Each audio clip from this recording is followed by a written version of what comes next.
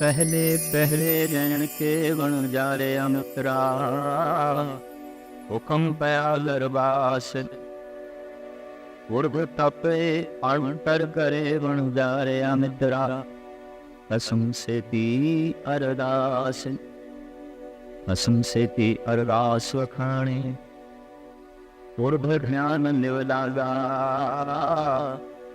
नामर जागाया कल भीतर बहुड़ जासी नागा। जैसी कलन मुड़ी है मस्तक ऐसी जियड़े बास। तो नानक प्राणी पहले पहले हुक्म पया दरबास। जीवन रूपी राज दा पहला पैर माता के गर्भ तो आरंभ होया। यही जन्म से और ये जन्म काल आनंदमयी से, तो जन्म काल समाधि लीन से माता के गर्भ दे प्रवेश हो गया, जन्म हो गया। पर ये प्रवेश, ये जन्म समाधि लीन से जीवन भर जिहड़ा जीवन बचपन जवानी ते बुढ़ेपे दे दौड़ तो लंघदा है, फिर बचपना, फिर जवानी, फिर बुढ़ेपा, उस आगोश नूं जीवन भर लभदा रहिंदा। उसे ही गुफा, उसे ही समाधि, उसे ही आनंद नूं, उसे ही रस नूं। जन्म काल सारियां दा आनंदमई है, जीवन दुखदाई। जन्म काल ते सारियां दा देवमई है, जीवन दैंतपना हो जाता है। जन्म काल ते सारियां दा प्रकाशमई है, पर जीवन अंधकार हो जाता। जन्म दे ते सारे भगवान की तरह आउंदे ने, पर जीवन शैतान। जीवन रूपी रात का पहला पहर व्यतीत होया भगवान की तरह, बिल्कुल देहमयी समाधि नहीं। एक संत, या इंज कह लो सारी दुनिया विच संत बनने का जो ख्याल पैदा होया, भगत बनने का जो ख्याल पैदा होया, ईश्वर की प्राप्ति की जिहड़ी चाहत पैदा हुई, इसकी सब तो पहले अनुभूति माता के गर्भ विच हुई सी। सब तो पहला आनंद इसने माता के गर्भ विच माणिया सी। जीवन रूपी रात का दूसरा तय हुण जीवन प्राप्त हो गया है। ते प्राप्त होंदियां की होया है? साहिब श्री गुरु नानक देव जी महाराज इसनों इस ढंग नाल बयान करते हैं। दूजे टहरे रैन के वन जा रहा मित्रा, विसर गया ध्यान। वो जिहड़ी ध्यान की एकाग्रता सी भंग हो गई। उस जो सुरत जुड़ी हुई सी टुट गई, समाधि भंग हो गई। आम असी सुनते हाँ किसी योगी की, किसी संत की जब समाधि भंग होवे प्रभावित हो जाता, उत्तेजित हो जाता है। और जेड़ा भी उसकी समाधि भंग करे, कई दफा ऐसा देखने दे चाहे उन्हें श्राप देने पर उतरता है। बच्चे का इधर माता के गर्भ तो बाहर आना समाधि का भंग, एक संत की समाधि भंग। अजे ये श्राप देने जोगा तो है नहीं, तो धाइयां मार के रोया, चीख निकली है, रोया, रोई जा रहे हैं, रोई जा रहे हैं। हैरानगी है कि बाहर आंदे ही रोन लग पे, इस संसार विच आउंदे ही रोन लग पे। जीवन प्राप्त होया है तो रोन लग पे है। जन्म काल विच नहीं रोया, माता के गर्भ विच नहीं रोया, यही उसका जन्म सी। ते जन्म का पीरियड ये 10 महीने तक असीं मन सकते हैं, 10 महीने तक ये जन्म काल सी। फिर बालपन 9 साल तक बचपना, बिल्कुल बचपना। फिर अगां कोई 35-40 साल तक जवानी, युवा अवस्था है। फिर जवानी तो पैर खिसकता है, बुढ़ेपे दे जो है कदम जो है पैंदे ने इस तरीके नाल 4 पड़ावां तो साडा ये जीवन लंघदा है। प्रथम जन्म, ये पीरियड, ये अवसर 10 महीनों का। 10 महीने की लंबी समाधि, कहते ने अगर इतनी लंबी समाधि कोई जीवन काल में प्राप्त कर ले तो उसने अपने आद नूं लभ ले, उसने अपना पिछोकड़ लभ। समाधि लगती है किसी की 10 मिनट, किसी की 5 मिनट, किसी अभ्यासी की 1 घंटा, किसी की 2 घंटा, कदी कदी लखां दे चंग, हज़ारां दे चंग कर मनुख धार्मिक दुनिया च ऐसा पैदा हो जाता है जिसकी समाधि कई महीने लगती है, और जिसकी 9-10 महीने पूरी समाधि लग गई, समझ लो उसने अपना जन्म काल लभ लिया।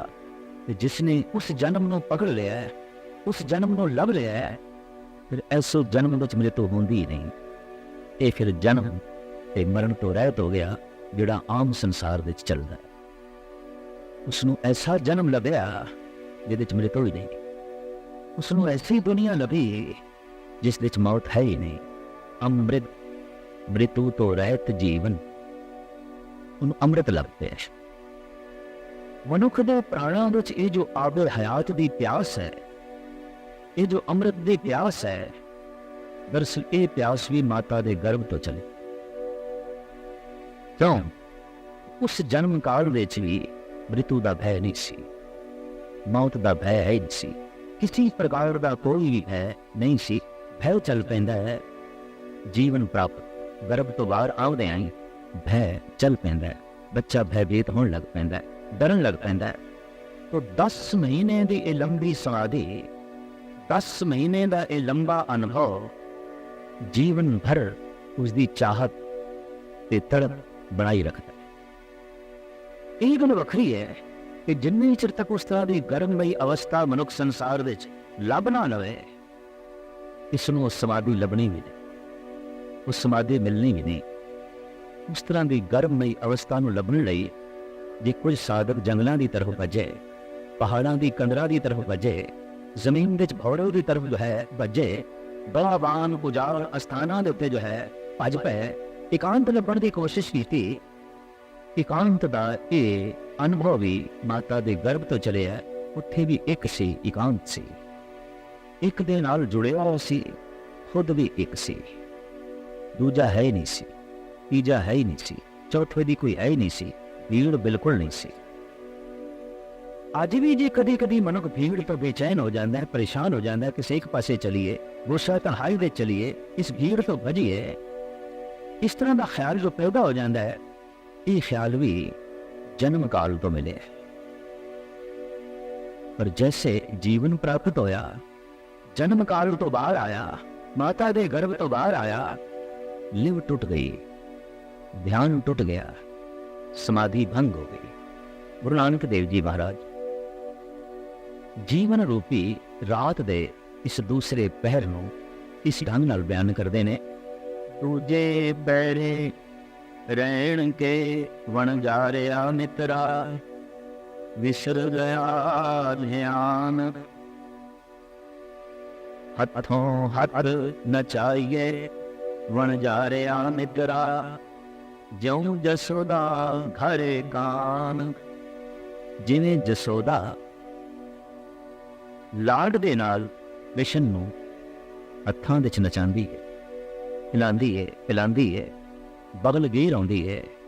दरअसल हर बच्चा मां लई ते कृष्ण है, हर बच्चे लई मां ते जसोदा ही है। बच्चा जो है पैसा ही क्यों नहीं, वो मां लई ते राजा बेटा।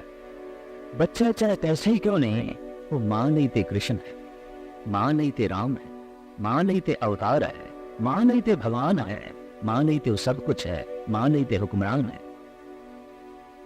बच्चा थोड़ा जिहा तोतली जबान नाल बोलना सीख जाए, जो कुछ बोलता है मां तत्छिन पूरा कर दी है। इंज जिन्हें किसी हुक्मरान की गल सुन के कोई गुलाम हाथ जोड़ के खड़ा हो जाता है ते गल मनन को तैयार होता है, इस तरह ही मां मनती है और गल मन के खुश होती है। हर मां लई बच्चा ते हुक्मरान है, ਹਰ ਮਾਂ ਲਈ ਬੱਚਾ ਤੇ ਉਸਦਾ ਰਾਜਾ ਬੇਟਾ, ਹਰ ਮਾਂ ਲਈ ਬੱਚਾ ਤੇ ਕ੍ਰਿਸ਼ਨ ਹੈ। ਇਸੇ ਖਿਆਲ ਨੂੰ ਗੁਰੂ ਨਾਨਕ ਦੇਵ ਜੀ ਮਹਾਰਾਜ ਇਸ ਦੂਸਰੇ ਪਹਿਰੇ ਦੇ ਬਿਆਨ ਪੈ ਕਰਦੇ ਨੇ। ਦੂਜੇ ਪਹਿਰੇ ਰਹਿਣ ਕੇ ਵਣ ਜਾ ਰਿਹਾ ਮਿੱਤਰਾ, ਵਿਸਰ ਗਿਆ ਧਿਆਨ, ਧਿਆਨ ਦੇ ਟੁੱਟਦਿਆਂ ਧਾਈਆਂ ਮਾਰ ਕੇ ਰੋਇਆ। ਅਜੋਕੀ ਸਾਇੰਸ ਵੀ ਆਪਣੇ ਢੰਗ ਨਾਲ ਖੋਜ ਕਰ ਰਹੀ ਹੈ ਕਿ ਜੰਮਦਿਆਂ ਹੀ, ਬਾਹਰ ਆਉਂਦਿਆਂ ਹੀ, ਜੀਵਨ ਦੇ ਪ੍ਰਾਪਤ ਹੁੰਦਿਆਂ ਹੀ ਬੱਚਾ ਰੋਇਆ ਕਿਉਂ ਹੈ, ਕਿਉਂ ਰੋ ਰਿਹਾ? ਭੁੱਖ ਇਸ ਨੂੰ ਅਜੇ ਲੱਗੀ ਨਹੀਂ, ਸਰੀਰ ਵਿੱਚ ਕੋਈ ਰੋਗ ਹੈ ਹੀ ਨਹੀਂ, ਕੋਈ ਦਰਦ ਤੇ ਪੀੜਾ ਵੀ ਨਹੀਂ। ਫਿਰ ਰੋਣ ਦਾ ਕਾਰਨ, ਕਿਉਂਕਿ ਰੋਣ ਦਾ ਕਾਰਨ ਕੇਵਲ ਦੁੱਖ ਹੀ ਹੈ। ਦੁੱਖ ਤੋਂ ਬਿਨਾਂ ਰੋਣਾ ਨਹੀਂ ਹੁੰਦਾ। ਤਮਾਮ ਹੰਝੂ ਦੁੱਖ ਦੀ ਬੁਨਿਆਦ ਤੇ ਖੜੇ ਨੇ। ਜਿਤਨਾ ਵੱਡਾ ਦੁੱਖ, ਜਿਤਨੀ ਵੱਡੀ ਬੁਨਿਆਦ, ਉਤਨਾ ਹੀ ਵੱਡਾ ਹੰਝੂਆਂ ਦਾ ਮਹਿਲ ਖੜਾ ਹੋ ਜਾਏ। ਜਿਤਨੀਆਂ ਵੱਡੀਆਂ ਦੁੱਖਾਂ ਦੀਆਂ ਜੜ੍ਹਾਂ, ਹੰਝੂਆਂ ਦੇ ਪੱਤੇ ਉਤਨੀ ਜ਼ਿਆਦਾ। ਹੰਝੂ ਤੇ ਦੁੱਖ ਤੋਂ ਵੀ, ਜਿਤਨਾ ਵੱਡਾ ਦੁੱਖ ਉਤਨੇ ਹੀ ਹੰਝੂ। ਇੱਕ ਆਲਮ ਦਾ ਤੇ ਐਸਾ ਕਹਿਣਾ ਹੈ ਕਿ ਮਨੁੱਖ ਦੀ ਅੱਖਾਂ ਦੇ ਚੋਂ ਅੱਜ ਤੱਕ ਜਿਤਨੇ ਹੰਝੂ ਵਗੇ ਨੇ, ਉਤਨਾ ਜਲ ਤੇ ਸ਼ਾਇਦ 7 ਸਾਗਰਾਂ ਵਿੱਚ ਵੀ ਨਹੀਂ ਹੈ। ਮਨੁੱਖ ਇਤਨਾ ਰੋਇਆ, ਇਤਨਾ ਰੋਇਆ, ਇਤਨਾ ਰੋਇਆ। ਰੋਣ ਦਾ ਕੋਈ ਕਾਰਨ ਹੋਣਾ ਚਾਹੀਦਾ ਹੈ, ਉਹ ਹੈ ਦੁੱਖ। ਇਸ ਬੱਚੇ ਕੋਲ ਕੀ ਦੁੱਖ ਹੈ? ਕਿਉਂ ਰੋਇਆ, ਕਿਉਂ ਰੋ ਰਿਹਾ ਹੈ? ਇਸ ਨੂੰ ਭਾਈ ਗੁਰਦਾਸ ਜੀ ਨੇ ਤੇ ਫਿਰ ਸਾਹਿਬ ਸ਼੍ਰੀ ਗੁਰੂ ਨਾਨਕ ਦੇਵ ਜੀ ਮਹਾਰਾਜ ਨੇ ਆਪਣੇ ਢੰਗ ਨਾਲ ਖੋਲ੍ਹਿਆ। ਭਾਈ ਗੁਰਦਾਸ ਜੀ ਕਹਿੰਦੇ ਨੇ, ਰੋਵੇ ਰਤਨ ਗਵਾਏ ਕੇ, ਮਾਇਆ ਮੋਹ ਹਨੇਰ ਗੁਬਾਰਾ, ਉਹ ਰੋਵੇ ਦੁੱਖ ਆਪਣਾ, ਹੱਸ ਹੱਸ ਗਾਵੇ ਸਭ ਪਰਿਵਾਰਾ। ਇੱਕ ਰਤਨ ਗਵਾ ਗਿਆ, ਇੱਕ ਰਤਨ ਗਵਾਚ ਗਿਆ, ਇੱਕ ਰਤਨ ਕਿਧਰੇ ਖੋ ਗਿਆ ਹੈ। ਬੱਚੇ ਕੋਲ ਕਿਹੜਾ ਰਤਨ ਸੀ? ਧਿਆਨ ਦਾ ਰਤਨ ਸੀ। ਹੁਣ ਜਿਹੜੀ ਜੀਵਨ ਯਾਤਰਾ ਚਲੀਏ, ਇਹਦੇ ਚ ਗਿਆਨ ਤੇ ਵਧੇਗਾ, ਧਿਆਨ ਨਹੀਂ ਵਧਣਾ। ਧਿਆਨ ਤੇ ਟੁੱਟ ਗਿਆ, ਹੁਣ ਗਿਆਨ ਵੱਧਦਾ ਜਾਏਗਾ। ਉਮਰ ਦੇ ਨਾਲ ਨਾਲ ਇਹ ਗਿਆਨੀ ਹੁੰਦਾ ਜਾਏਗਾ, ਧਿਆਨੀ ਨਹੀਂ। ਜਨਮ ਦੇ ਚ ਇਹ ਧਿਆਨੀ ਸੀ, ਜੀਵਨ ਵਿੱਚ ਇਹ ਗਿਆਨੀ ਹੈ। ਧਿਆਨੀ ਨਿਰਮਾਣਤਾ ਦੀ ਮੂਰਤੀ ਹੁੰਦਾ ਹੈ, ਗਿਆਨੀ ਹੰਕਾਰ ਦਾ ਮੁਜਸਮਾ ਹੁੰਦਾ। ਧਿਆਨੀ ਪ੍ਰੇਮ ਦੀ ਮੂਰਤੀ ਹੁੰਦਾ, ਜਦਕਿ ਗਿਆਨੀ ਅਹੰਕਾਰ ਦਾ ਹੀ ਚਿਤਰਨ ਕਰਦਾ ਹੈ। ਧਿਆਨੀ ਇਕਾਗਰ ਹੁੰਦਾ ਹੈ, ਜਦਕਿ ਗਿਆਨੀ ਖਿੰਡਿਆ ਫੈਲਿਆ ਹੁੰਦਾ, ਦੂਰ ਦੂਰ ਤੱਕ ਫੈਲਿਆ ਹੁੰਦਾ। ਸ਼ਾਇਦ ਇਸ ਵਾਸਤੇ ਹੀ ਉਰਦੂ ਦੇ एक महान शायर इकबाल ने ऐसा कह देता है कि फिलसफी को बहस में खुदा मिलता नहीं, दौर को सुलझा रहा है और सिरा मिलता नहीं।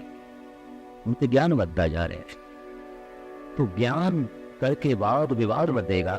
जैसे कि भगत कबीर कहते ने, हर जस सुने न हर उन गावे, बात ही आसमान गिरावे।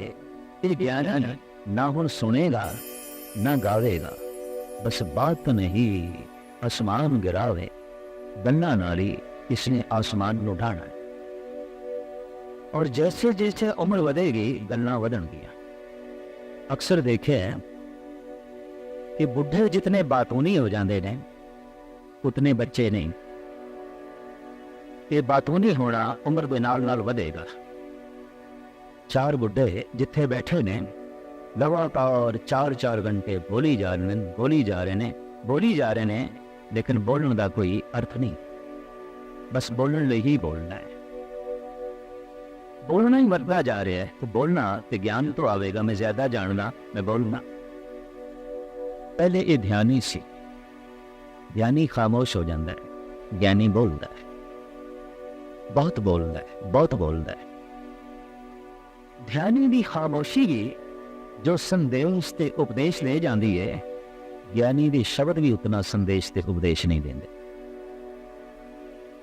ਧਿਆਨੀ ਦਾ ਮੌਨ ਵੀ ਜੋ ਆਨੰਦ ਦੀ ਵਰਸ਼ਾ ਕਰ ਜਾਂਦਾ ਹੈ, ਗਿਆਨੀ ਦੀ ਧੂਆਂਧਾਰ ਤਕਰੀਰ ਵੀ ਝੋਲੀ ਵਿੱਚ ਕੁਛ ਨਹੀਂ ਪਾਉਂਦੀ।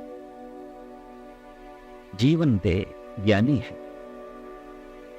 ਗਿਆਨੀਆਂ ਨਾਲ ਸੰਸਾਰ ਭਰ ਗਿਆ, ਜਗਤ ਭਰ ਗਿਆ। ਬੜਾ ਬੋਲ, ਬੜਾ ਬੋਲ। ਚਾਰ ਬੰਦੇ ਜਿੱਥੇ ਖੜੇ ਨੇ, ਧੂਆਂਧਾਰ ਬੋਲਣਾ ਚੱਲ ਰਿਹਾ ਹੈ, ਧੂਆਂਧਾਰ ਗੱਲਬਾਤ ਚੱਲ ਰਹੀ ਹੈ, ਬਿਨਾਂ ਰੁਕਿਆ ਹੀ ਗੱਲਬਾਤ ਚੱਲ ਰਹੀ ਹੈ।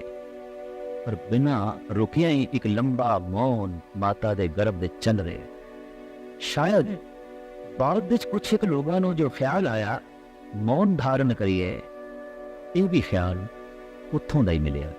ਇਹ ਸੰਸਕਾਰ ਵੀ ਮਾਤਾ ਦੇ ਗਰਭ ਤੋਂ ਮਿਲੇ। ਮੌਨੀ ਸੀ ਉੱਥੇ, ਧਿਆਨੀ ਸੀ ਉੱਥੇ। ਇਹ ਸਾਰੇ ਸੰਸਕਾਰ ਜੋ ਮਾਤਾ ਦੇ ਗਰਭ ਵਿੱਚ ਮਿਲੇ, ਜੀਵਨ ਭਰ ਕਿ ਉਸ ਦੀ ਤਲਾਸ਼ ਕਰਦਾ ਰਿਹਾ। ਮੈਂ ਮੌਨ ਹੋ ਜਾਵਾਂ, ਮੈਂ ਇਕਾਂਤ ਦੇ ਚਲਾ ਜਾਵਾਂ, ਮੈਂ ਗੁਫਾ ਦੇ ਚਲਾ ਜਾਵਾਂ, ਮੈਂ ਖਾਮੋਸ਼ ਹੋ ਜਾਵਾਂ।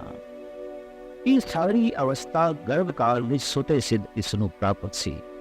ਐਸਾ ਮੌਨ ਜਿਸ ਵਿੱਚ ਨਿਰੋਲ ਅੰਮ੍ਰਿਤ ਰਸਤੀ ਪਰਮਾਤਮਾ ਦੀ ਵਿਚਾਰ ਬਹਿ ਰਹੀ ਸੀ। ਐਸੀ ਇਕਾਗਰਤਾ ਜਿਸ ਵਿੱਚ ਨਿਰੋਲ ਈਸ਼ਵਰ ਹੀ ਈਸ਼ਵਰ ਸੀ, ਪਰਮਾਤਮਾ ਹੀ ਪਰਮਾਤਮਾ। ਐਸੀ ਸਮਾਧੀ ਸੀ ਜਿਹਦੇ ਵਿੱਚ ਕੋਈ ਵੀ ਸਮੱਸਿਆ ਨਹੀਂ ਸੀ, ਜ਼ਿੰਦਗੀ ਦੀ ਕੋਈ ਸਮੱਸਿਆ ਨਹੀਂ, ਨਾ ਖਾਣ ਦੀ, ਨਾ ਪੀਣ ਦੀ, ਨਾ ਜੀਣ ਦੀ, ਨਾ ਸਵਾਸ ਲੈਣ ਦੀ। ਮਾਂ ਸਵਾਸ ਲੈ ਰਹੀ ਹੈ, ਇਹ ਸਵਾਸ ਲੈ ਰਹੀ। ਮਾਂ ਖਾ ਰਹੀ ਹੈ, ਇਹ ਖਾ ਰਹੇ। ਮਾਂ ਪੀ ਰਹੀ ਹੈ, ਇਹ ਪੀ ਰਹੀ ਹੈ। ਪੀਣ ਲਈ ਵੀ ਯਤਨ ਨਹੀਂ, ਖਾਣ ਲਈ ਵੀ ਯਤਨ ਨਹੀਂ। ਅਕਸਰ ਬਹੁਤੀ ਚਿੰਤਾ ਤੇ ਮਨੁੱਖ ਨੂੰ ਰਿਜ਼ਕ ਦੀ ਆਉਂਦੀ ਹੈ।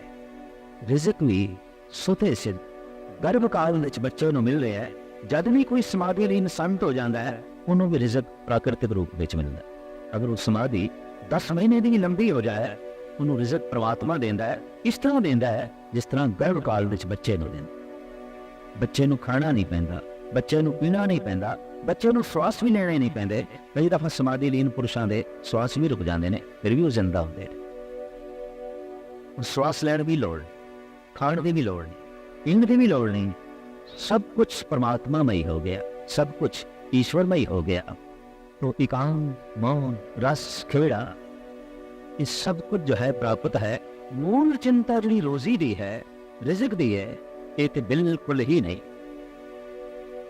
साहिब गुरु अर्जन देव जी महाराज का फरमान आप कहते ने, प्रथम ने माखन पाछे दूध मैलो कीनो साबन सूत। प्रथम माता के अस्थन दुध बाद विच है। पहले अस्त्रां विच दुध नहीं है, क्योंकि कोई दुध पीने वाला ही नहीं, प्रकृति ने नहीं दिता। अस्थन बना देते, सौने बना देते, पर खाली ने। भांडा बना देता है, पर भांडों विच अजे प्रभु ने कुछ पाया नहीं। क्या हो जे कोई पीने वाला ही नहीं आया। जैसे पीने वाला गर्भ तो बाहर आउंदा है, भांडे लबालब भर जाते।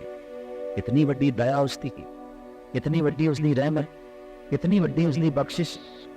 इस वास्ते गुरु नानक देव जी महाराज कहते हैं कि पहले देते रिजिक संभाहा, पाछे दे जंतु बहा।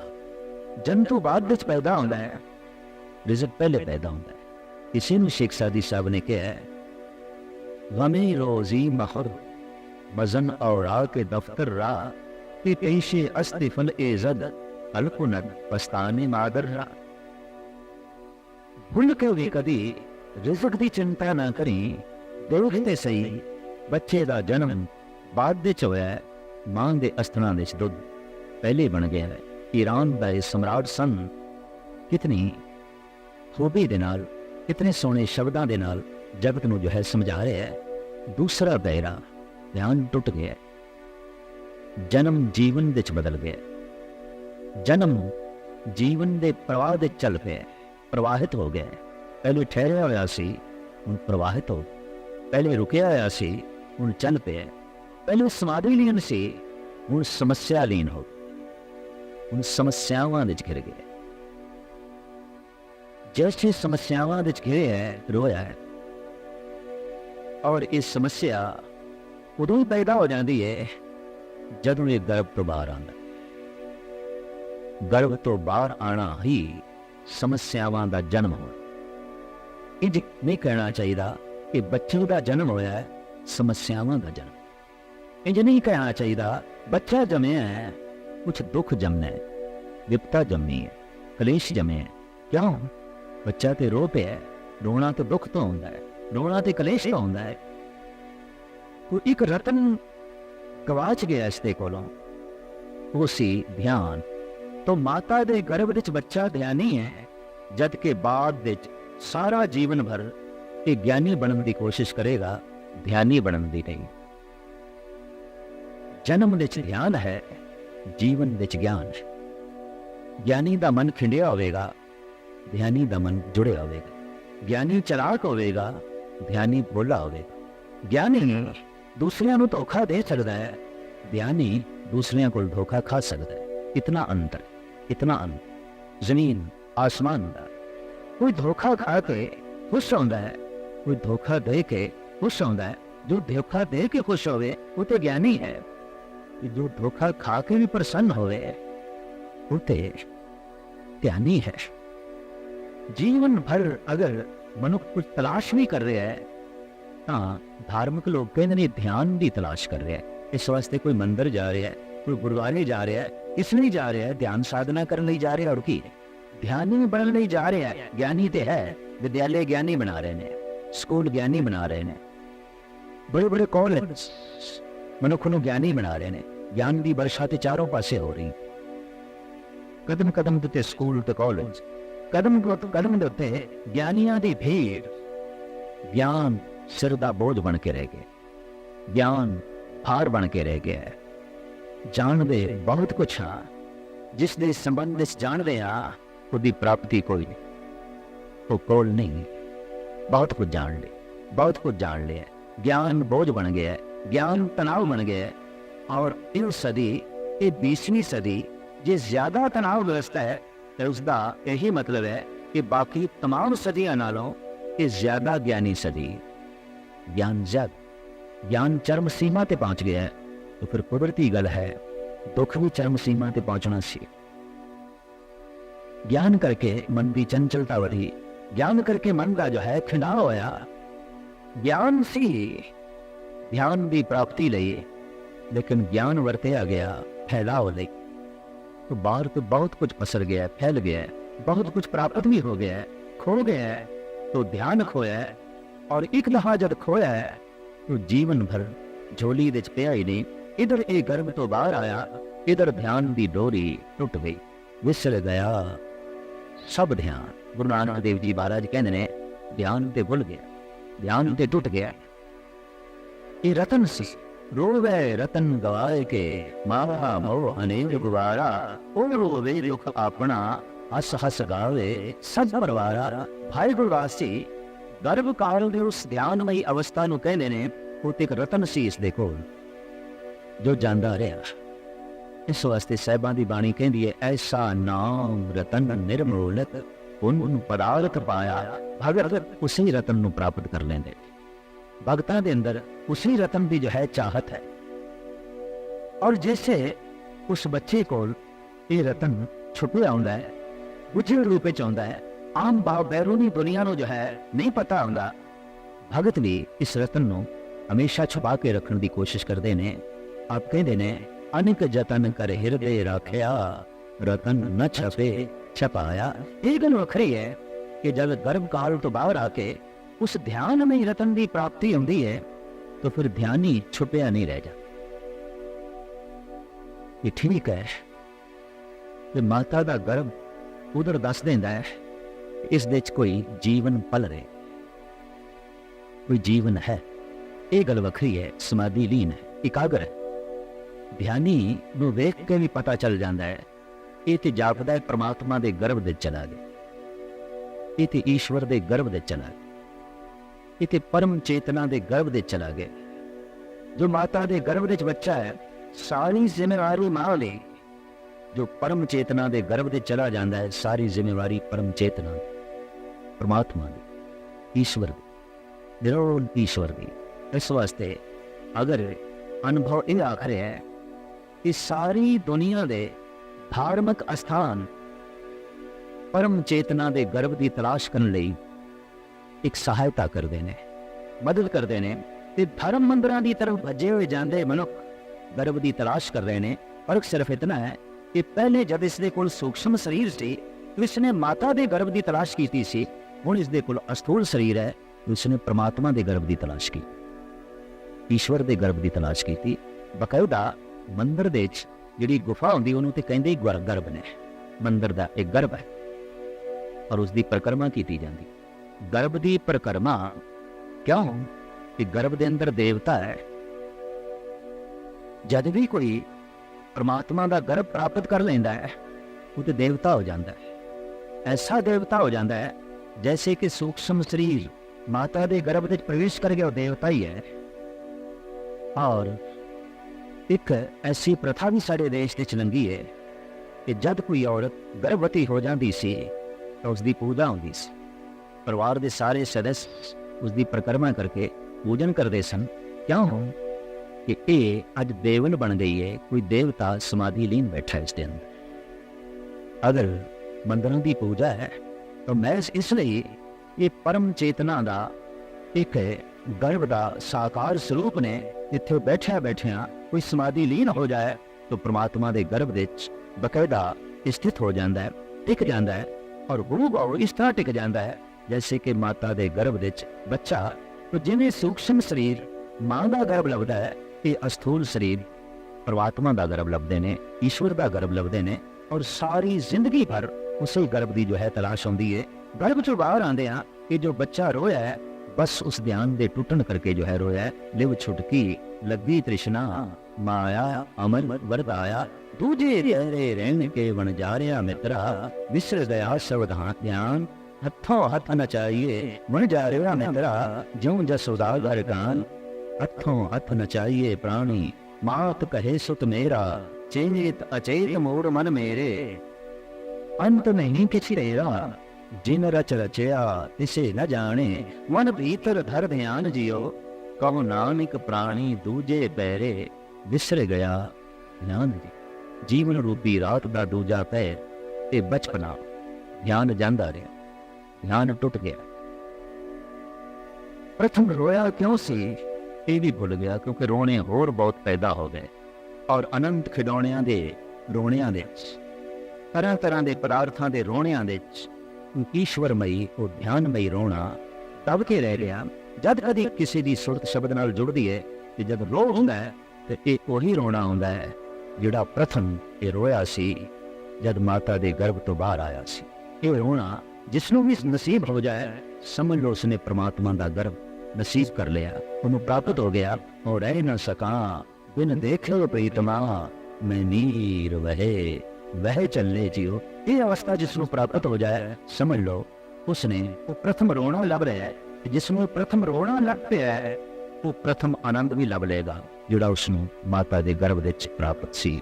तीसरे चौथे पैरे इस प्राणी ने, इस जीव यात्री ने इस तरीके नाल अपनी तर्ज जिंदगी बतीत की थी। साहिब श्री गुरु नानक देव जी महाराज अगे इंज वर्णन करते।